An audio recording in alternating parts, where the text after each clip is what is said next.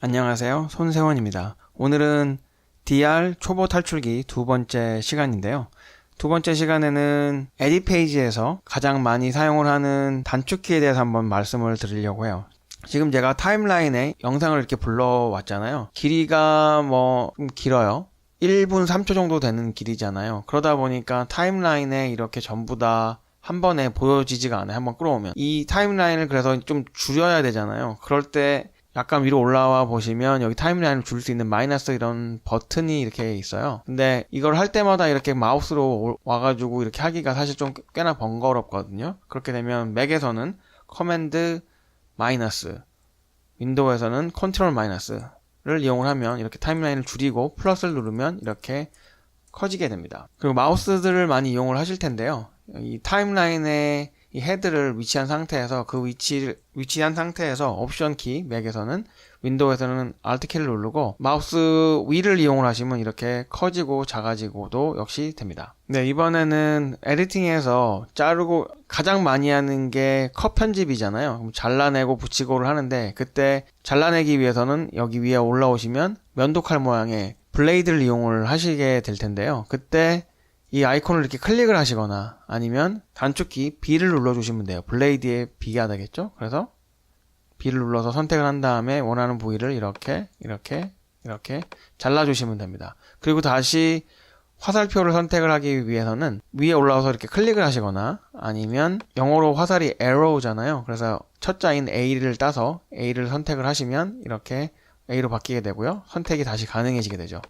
그런 다음에 이제 여기 있는 한 개 클립을 이렇게 잘라냈는데요. 예를 들어서 이 클립이 필요 없다고 생각을 하면 그냥 보통 딜리트 키를 누르면 돼요. 키보드 딜리트 키를 눌러서 이렇게 지워주고 이 녀석을 이렇게 끌어오면 되는데 보통 중간에 있는 클립을 지우게 되면 이 뒤에 있는 클립을 다시 이렇게 옮기게 되잖아요. 그때 가장 많이 사용을 하는 게 리플 딜릿인데요. 이렇게 선택이 되어져 있는 상태에서 맥에서는 Shift 키를 누르고 딜리트 키를 누르면 이렇게 리플 딜릿이 돼요.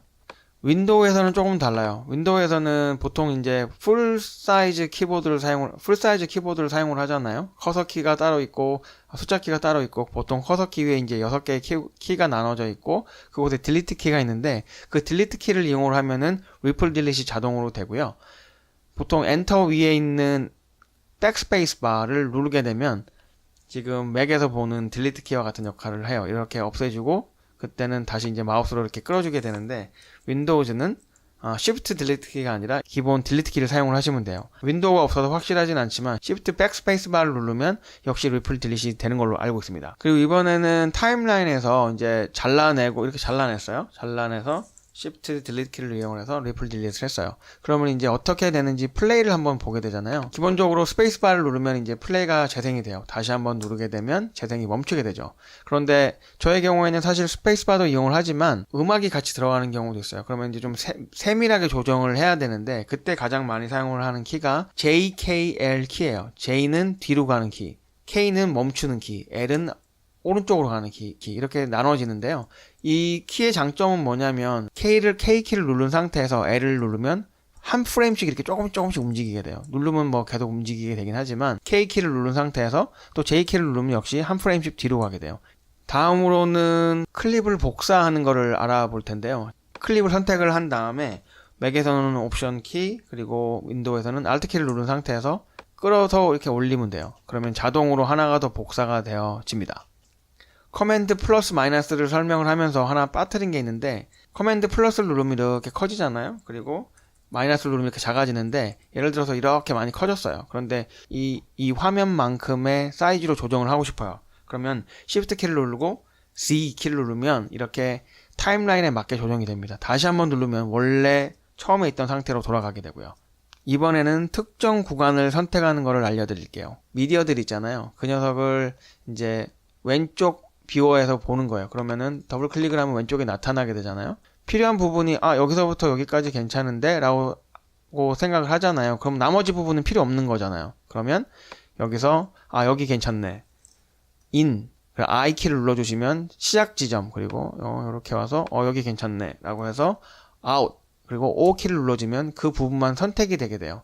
그리고 나서 이 비디오 헤드를 이 영상을 넣고 싶은 곳에 위치를 해요. 그런 다음에 키보드 에서 펑션 키 9번 F9을 눌러주면 그곳에 헤드가 위치한 곳부터 그 선택되어진 영상만큼 들어가게 돼요. 그래서 두 가지를 지금 한꺼번에 말씀을 드렸어요. in과 out을 설정을 하는 단축키인 I와 O를 알려드렸고, 플레이 헤드를 위치한 상태에서 선택되어진 영상을 타임라인에다가 그대로 올릴 수 있는 펑션 키 9번을 말씀드렸습니다. 네, 다음은 트랜지션을 넣는 방법인데요. 두 개의 클립 사이를 이렇게 선택을 해줘요. 그러면 녹색으로 이렇게 바뀌잖아요. 그 상태에서 커맨드 T를 눌러주세요. 그러면 클립과 클립 사이에 트랜지션이 생기게 됩니다.